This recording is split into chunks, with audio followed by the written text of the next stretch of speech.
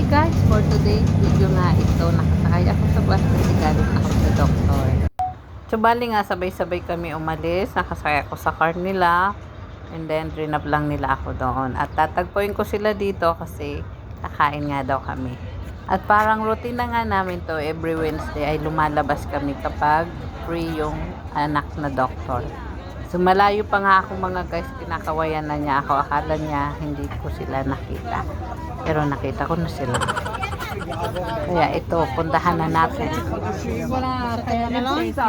So, isa sa mga coffee shop ito at makakain na din mga gusto mo dito. At ito na nga ang alaga ko at ang anak. So, kaway siya.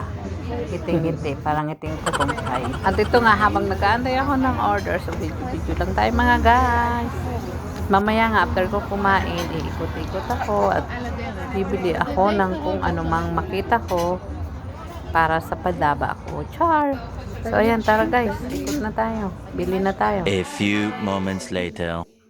Another destination na naman tayo mga guys. Ito, dinalaw namin ang balae ng alaga ko. Tingnan nyo sila. Thank you for watching.